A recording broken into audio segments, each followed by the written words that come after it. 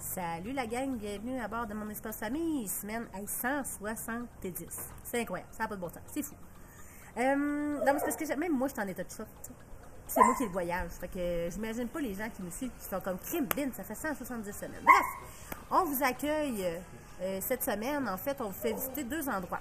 Le premier endroit, c'est Taxco, en fait, qui était la première destination qu'on voulait aller cette semaine. Donc, c'est une ville très coloniale. Ce qui est impressionnant, c'est qu'ils font vraiment ça en montagne. Pour vrai, là, c'est ça qui est... Je pense que c'est ça qui est le plus troublant. C'est une ancienne ville minière. Oui. Le petit style aussi, il y avait comme un petit quelque chose de rassembleur. C'est-à-dire que tous les édifices étaient blancs avec les toits rouges, avec beaucoup de fer forgé dans les portes, sur les galeries, puis tout ça. Là. Donc, il y avait comme un aspect similaire à travers toutes les bâtisses, et je vous dirais que c'est ça qui faisait du bien, en fait.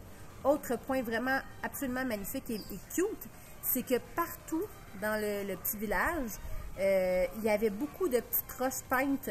Je dis peintes parce qu'on a des gros doutes que ça ait été installé là.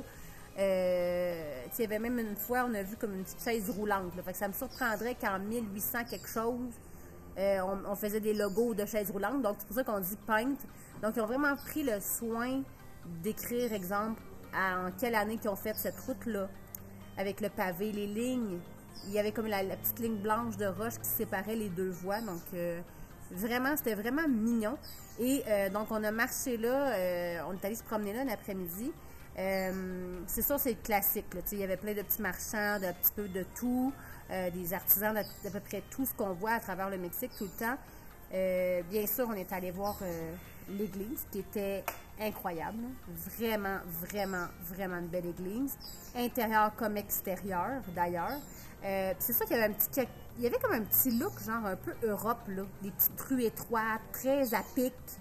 Ouais, c'était pas super véhicule friendly. Non, mais on a même emprunté une petite route, on a fait comme, hey boy, on était avec la minivan, puis on trouvait ça intense. On a aussi, c'est ça, comme Alexandre dit, c'est un ancien endroit minier. Donc, c'était l'argent qui était principalement extrait à cet endroit-là. Il y avait énormément de boutiques de bijoux en argent. Et d'ailleurs, Olivier s'est gâté en achetant dans un marchand de la rue, là, il s'est acheté une super belle bague. Donc, c'était vraiment, il y avait vraiment, vraiment... Si vous aimez les bijoux en argent, c'est vraiment un endroit à aller visiter, là, pour vrai. Puis, il y avait plein d'œuvres d'art aussi, là, fait que c'était vraiment le fun.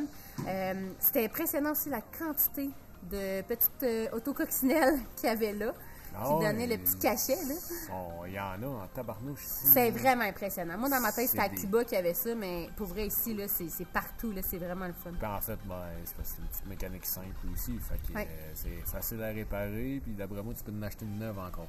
Puis on a dormi au Belvédère en haut, donc avec la vue sur la ville le soir. Et la musique sur la ville. Oui, mais là, on était à la fin de semaine. La musique au Mexique, c'est normal. Donc, on reprend la route le lendemain de ça et ça n'a pas été long qu'on s'est quand même fait ralentir. C'est-à-dire que l'autoroute, elle était fermée. Donc, la sortie qu'on devrait prendre. Et donc, il y avait en fait un beam de pont qui avait renversé sur le côté. Et comme ici, les grues et tout ça, c'est pas nécessairement quelque chose qui est accessible facilement, ben les gars ont décidé de la driller pour la démolir. Je ne sais pas pour combien de temps ça va être fermé. C'était vraiment impressionnant de voir dans l'espèce de simplicité dans laquelle ils voulaient faire ça. Et là, ils nous ont dit, ben, il y a une sortie d'autoroute non officielle qu'on vous a mis. Donc, c'est pour ça qu'on sort et qu'on prend le champ, qu'on traverse l'espèce de grillage à vache et qu'on revire de bord. C'est vraiment impressionnant des fois. En fait, ça fait du bien aussi. Il y a comme un côté... c'est ça qu'on dit, on est comme dans un amour-haine pour le Mexique en ce moment. C'est qu'il y a un côté très logique et simple que nous, on a comme oublié de faire. T'sais, il y a comme un côté aussi... Tu mets un détour dans la ville. Parce qu'on avait de la construction une deuxième fois après cette journée-là. Mets-moi des pancartes un petit peu. Puis mets-moi un signaleur sur le coin quand on n'est pas capable. Quand deux trucks passent pas, parce que là, dans le fond, on s'est ramassé face à un semi-remorque double. Donc, Alexandre n'a pas eu le choix de reculer, ce qui est déjà pas évident pour nous. C'était moi le plus petit. Oui, c'était toi le plus petit pour une fois, mais tu sais, de reculer le mouvement pour avec l'autobus puis l'auto, c'est vraiment pas évident. Mais ce qui est le fun, ça, gars, amour-haine, c'est qu'il n'y a personne qui a klaxonné. Tout le monde a été compréhensif. Tu sais, ils sont habitués à ça. Donc, tu sais, il y a vraiment une espèce, c'est ça, amour-haine. Je ne sais pas comment exprimer à part ça pour le moment. Mon expérience du Mexique, c'est vraiment amour-haine. Donc, moi, je suis allée faire la signalisation. expliquer aux gens en arrière, s'il vous plaît, il faut reculer parce qu'il faut nous reculer parce qu'il y a un semi-remorque double en avant qui passe pas. Après ça, faire tout passer le monde. Écoutez, il y avait un cheveu entre les camions, là, pour vrai, entre notre maison puis le camion, ça passait vraiment serré dans la rue. Oui, les miroirs étaient à peu près à 1 pouce. C'était fou, là, c'était vraiment, vraiment serré. Et après ça, tout vider la circulation de l'autre côté pour dire à Alexandre, OK, viens-t'en, il n'y a plus personne. Mais on s'en vient meilleur, par exemple. On s'en vient beaucoup plus zen. On le sait, en fait, qu'ici, ça va arriver, là, donc on s'y attend un peu plus. Mais je vous dirais que c'est toute une adaptation, honnêtement, là, de comprendre que ça fonctionne comme ça ici. Puis comme Alexandre dit, il n'y avait pas personne qui faisait la circulation, puis le détour n'est même pas indiqué. Tu arrives juste devant un tas de roches, puis tu fais « Ah, super, la rue est fermée. » Il y a un cône, puis une banderole danger. Oui. Mais puis là, après ça, c'est à toi de trouver une solution par où tu vas passer, puis c'est comme ça pour les autos, mais c'est comme ça aussi pour les camions, puis toute circulation confondue, là. Donc, ça nous apprend à beaucoup respirer, à observer aussi en dehors de l'évolution Canada-US qu'on connaît. Nous, on est à notre première expérience en dehors de nos pays qu'on connaît. Canada-US, pour nous, il n'y a pas vraiment de différence. Pour vrai, là, ça fonctionne très similairement. Ouais. C'est ce qu'on disait à la blague, c'est un Tim Hortons, puis un Walmart, puis au Canada, puis aux États-Unis, c'est un Dunkin' Donut, puis un Walmart. C'est pas très déroutant. Tandis qu'au Mexique, c'est sûr qu'on sort de la zone de confort là, très, très facilement. Là. Il y avait des petits feux de broussailles un peu partout. Ouais, ouais. C'est très sec. Très, très, très sec cette semaine. Donc ça, c'est la route pour se rendre à Oaxaca. Osaka, quand vous le lisez, vous, en français. On a croisé des bassins en plein milieu de la montagne, puis des champs, des bassins de tilapia. On était comme, ah, OK, tilapia, d'accord. Donc, tu sais, c'est vraiment, en fait, c'est de voir l'arrière-décor. C'est de comprendre comment ça fonctionne ici, tout ça. Et sur la route, on a trouvé cette super, en fait, c'est un ancien couvent avec une église. Ah, ça a été bien des affaires. Mais en fait, oui, c'est vrai, ça avait été... Un ancien couvent, une ancienne écurie, un ancien entrepôt militaire, c'est redevenu une église. Oui, c'est impressionnant, là, la quantité de variation de ce bâtiment-là. On l'a vu, en fait, en passant, on n'était pas supposé arrêter, mais là, le dîner était presque prêt, puis on était un petit peu à bout de la route, parce que dans le fond, il faut comprendre qu'entre Taxco et Osaka, on a quand même fait 2 jours de route. Notre moyenne est toujours 40 km/h, parce qu'on est... Tu sais, c'est ça qu'on se disait aussi, quand on arrive dans l'Ouest canadien, on voit les Rocheuses, puis tout, là, puis on est comme « Ah, wow! » Mais tu passes en bas des Rocheuses. Des fois, tu montes un peu, mais principalement, tu sais, tu vas avoir un chemin qui va comme les passer par-dessus la chaîne de montagne, puis c'est fini. Ici, on roule à travers ça non-stop, puis c'est correct, là. Je veux dire, nous, on veut pas payer les routes, on veut prendre c'est volontaire, là, on veut prendre les routes gratuites, mais c'est vraiment de réaliser que, tabarnouche, on passe d'une montagne à l'autre, là. Fait qu'on monte, on les descend, on monte, on les descend, on monte, on les descend. Mais sur des kilomètres, moi, je pensais jamais que le Mexique était montagneux comme ça, puis je pensais jamais non plus qu'on était encore dans le désert, dans le Mexique. Ouais. Ça nous a quand même rentré dedans cette semaine, c'est que on pensait que la Baja, l'année passée, c'était désertique. On savait qu'il y avait une partie du Mexique qui en avait. Ouais. Mais on pensait qu'à un moment donné, ça finissait. Là, on est rendu à Osaka. Si vous regardez sur la map, là, c'est vraiment très, très, très, très, très au sud là, du pays. Là. On est vraiment, je pense qu'on est le point le plus au sud du pays, au sud, parce qu'après, on remonte, genre, un petit peu. En faisant le rond du bas, là, on remonte un peu. Bref, tout ça pour vous dire que Calibienne, le désert va toucher jusqu'à la pointe en bas, là. Donc, puis des montagnes, il y en a jusqu'en bas. C'est vraiment fascinant. Pour nous, ça a été un choc. Oui. On est allé voir des cascades, des chutes. Ben, en fait, avant ça, il faut comprendre qu'on s'est stationné. Donc, on est au camping. On a décidé que là, c'était suffisant, qu'on était très fatigués. Alexandre a trouvé un beau camping, ça s'appelle El Rancho. On est stationné là. On va passer la semaine là pour se reposer. Donc, et là, on a décidé qu'on visitait les choses à voir. Et comme Alexandre disait, vas-y, continue, je m'excuse, je l'ai juste pas oublié. On est allé voir, on avait plusieurs points à faire alentour de la ville, fait que ça simplifiait la. Oui, parce qu'il fallait repasser ici, genre, sinon, pour le reste de la route. Fait qu'on est allé voir les chutes pétrifiées. Oui, oh mon Dieu que c'était beau. C'était incroyable. En fait, c'est ça, il y a tellement de sels minéraux que là, on voit vraiment, ça fait vraiment comme une chute qui est figée là. Et il y avait des bassins aussi dans lesquels tu peux te baigner avec la vue sur les montagnes. Je vous le jure, là, je me suis assis là, à ce moment-là, exactement à ce moment-là, puis je me suis dit, hey, on a-tu le droit de vivre ça, nous autres? Tellement c'était beau. Puis, moi, ce qui m'a fait rire de cette activité-là, c'est que tu parles de chute. Bon, ben, une chute, c'est en bas. de la montagne. Ouais. Pas sur le top de la montagne. Ouais, c'était comme... Ouais, c'est L'inverse. ça. C'était comme... L'eau sortait de terre. C'est comme Ouais. poussé par les pressions internes de la terre. Puis ça sortait de partout. Il y avait des trous dans la roche. Puis C'était vraiment impressionnant. Ouais. Pour vrai. Honnêtement, là, une belle petite arrêt. en fait, Osaka va avoir été un très gros coup de cœur parce qu'on a enfin trouvé ce qu'on aime, c'est-à-dire trouver plein d'activités à faire, plein de choses à découvrir. On se sort de notre zone de confort, mais surtout, on apprend. Puis c'est pour ça, nous, qu'on était venus faire le Mexique. Donc, vous voyez, là, les garçons, quand on revient, nos activités sont pas fâchés à 30 quelques degrés de se baigner. Hein? Il fait chaud. Il y avait ce côté-là aussi. Oui. Il fait très chaud en ce moment. On fait des activités, on bouge, mais quand on revient, on a quelque chose aussi à faire, Oui. c'est-à-dire enjoy la piscine, puis se reposer. Puis on est chanceux pour vrai dans le sens où quand même, on a quand même une belle installation. C'est un camping qui est complet, donc eau, électricité, les douches, le lavage. Donc, honnêtement, on s'est rendu compte qu'en 4 ans, on n'avait jamais pris de pause non plus. Bref. Donc, ça nous fait un bien énorme, là. Parce qu'on va le dire, le Mexique est beaucoup plus drainant que n'importe quoi de ce qu'on a fait dans les autres pays. Donc, le lendemain de ça, on part à l'expédition encore. On s'en va explorer Miltla et les ruines. Donc, on est dans les ruines zapotèques. Donc, on est dans les années à peu près 500 ans avant Jésus-Christ, là, à peu près à 1000 ans, à 800 ans après Jésus-Christ, là, à peu près. Fait que, tu sais, c'est nos premières, je vais dire, vieilles choses qu'on voit à ce niveau-là. Là, c'est comme vraiment nos premières ruines. Là, puis, tu sais, parler d'histoire plus loin que mettons, ça, c'est une église en 1500. Là, tu sais, là, on est vraiment loin. C'était cute aussi, là, il y avait des belles petites murales, là, il y avait des belles choses à voir. Les ruines n'étaient pas très grosses, là, attendez-vous pas à une grosse affaire si vous voulez aller là-bas, mais il y avait les beaux dessins gravés, puis il y avait même les anciennes peintures rouges qu'eux dessinaient, donc ça, c'était vraiment cool.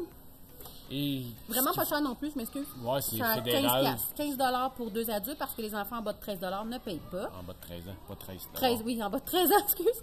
Et au retour, on est arrêté là. Ouais, parce que dans le coin ici, c'est beaucoup de production de mezcal. C'est encore avec de l'agave, mais c'est des variétés En différentes. fait, c'est l'agave verte. Donc, c'est l'agave plus normale, tandis que la tequila, c'est l'agave bleue. Ouais, mais c'est sensiblement le même processus, le même procédé, juste moins contrôlé un petit peu. Ben, en fait, c'est drôle parce que quand on est allé faire tequila, ils nous ont dit, voici l'ancien système, tu sais, de comment on faisait dans le temps la production de tequila. Puis là, maintenant, c'est rendu modernisé, là, tu sais, avec des grosses cuves puis tout ça, là, tu sais, comme n'importe quelle brasserie, si on veut. Et là, quand on est arrivé là, ben là, c'était tout ça. Quand on est descendu des chutes, là, on a vu plein de producteurs de mezcal, tout traditionnel. Donc, c'était tous des ânes ou des chevaux qui tournaient la grosse pierre, qui écrasait tout ça, qui fait une espèce de cassonade, là, d'agave. Fait que, on a tous pu voir l'ancienne façon de faire qu'eux ont conservé. Donc, l'aspect plus traditionnel de comment faire l'agave, finalement. On est allé aussi découvrir un super beau petit musée. Ça, c'est le centre culturel. Pour vrai, je l'avais spoté, puis j'étais contente. Mais écoutez, il y a un lot d'informations incroyables à cet endroit-là. Ça parle vraiment de tout. Puis on a pris la peine. De toute de la région. De cette région-là, c'est ouais. le tissu, c'est les tapis, chandelles ouais. et c'est le mezcal. Oui, dans le fond, il faut comprendre, c'est ça. C'est les 3 principaux trucs économiques. Hein? trucs économiques puis artisanaux qui se produisent là. Puis c'est le fun parce qu'en lisant le musée, on s'est rendu compte qu'il y avait les chandelles artisanales j'avais pas écoute, j'en ai fait des recherches puis j'avais pas tombé là-dessus. Donc là, je dis à Alexandre, il faut trouver une place et on était vraiment chanceux. On a trouvé cet endroit-là, fabrique de chandelles. C'est Leslie Marcelina puis non, c'est qui la grand-maman, comment elle s'appelait? Non, ça c'était la maman. Il y avait ces 3 générations en fait de femmes qui font la production de chandelles. Pour vrai, je les aurais toutes achetées. C'était incroyablement beau. On voyait, puis en plus, de façon gratuite, ils nous font visiter l'atelier de production. Donc, eux, dans le fond, c'est comme, pour eux, ils ne considèrent pas ça comme étant une activité. Ils nous font visiter l'atelier de comment c'est fait. Donc, on a vu le chaudron qui fait bouillir la cire. On a vu toutes les stemples pour faire les formes de fleurs. Puis, il faut savoir aussi qu'il y a une célébration. En fait, quand il y a des nouveaux mariés, ils font les nouvelles chandelles aux nouveaux mariés qui sont monumentales. Ça n'a aucun bon sens. Pour vrai, c'est incroyable. Donc, sachez que, pour vrai, là, je recommande fort, fort, fort d'aller voir ces trois dames-là. Puis, ils étaient sympathiques au bout, super fines. Puis, pour vrai, j'étais comme un peu fâchée que mon espagnol me bloque. Là, ben, j'aurais posé 30 milliards de questions. Suite à ça... On est allé voir une place où ils font du tissage. Oui, des tapis traditionnels. Oui. Puis, c'est une des dernières places qu'ils font leur couleur avec des... En fait, ils font la teinture des choses de la naturelles. laine. Ouais. Là, ils ont fait... ils ont montré une petite expérience aux enfants Ça, avec une cochenille, avec des poudres, puis des... Il a fait les réactions chimiques dans la main directe des enfants. Puis je sais, tu sais, on est ici pour apprendre l'espagnol, mais là, lui parlait anglais. Ça nous a vraiment permis de comprendre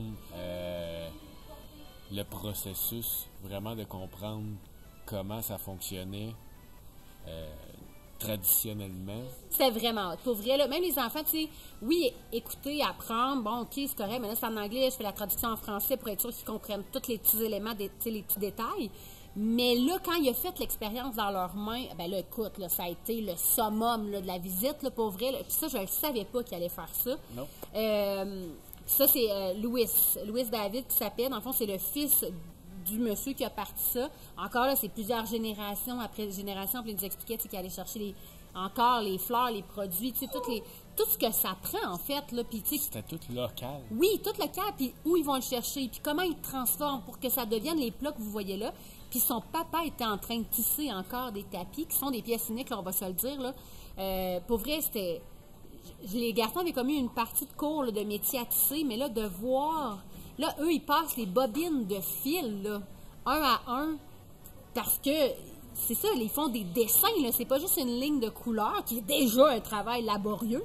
Eux, il y a comme une espèce de danse avec les pieds. Là, en plus, lui, il va passer d'autres couleurs à travers. C'est incroyable pour faire un tapis de 4 pieds par 5 pieds, c'est dépendamment comment c'est tissé, serré, la sorte de fil, puis les dessins, c'est entre 3 et 6 mois.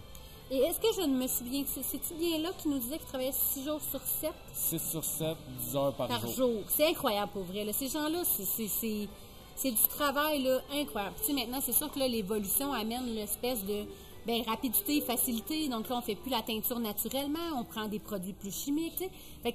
Fait que moi, je trouvais ça vraiment le fun qu'on ait accès encore à ça, puis qu'on voit vraiment la façon traditionnelle de le faire. Puis lui, il nous a vendu son produit aussi. Tu l'achètes là, mais tes enfants puis tes petits-enfants vont encore l'apprécier. Oui, parce que le Mexique, en fait, c'est ça. Ils vont acheter quelque chose de qualité, mais il y a vraiment une passation aux générations futures, un peu comme ce que nous, on avait dans le temps de nos arrière-grands-parents. Là, donc, moi, je me souviens, ma mère, elle avait ses sets de vaisselle, puis là, ça se passait de mère en fille. Là, donc, puis encore là, un apron de table, là, il chargeait 800 pesos. C'était vraiment pas cher pour l'ouvrage qu'il y avait là. Puis il y avait plusieurs sortes de fibres aussi que vous pouviez avoir. Ouais. Autre activité, après ça, bien sûr, il fallait aller voir le centre-ville de Osaka.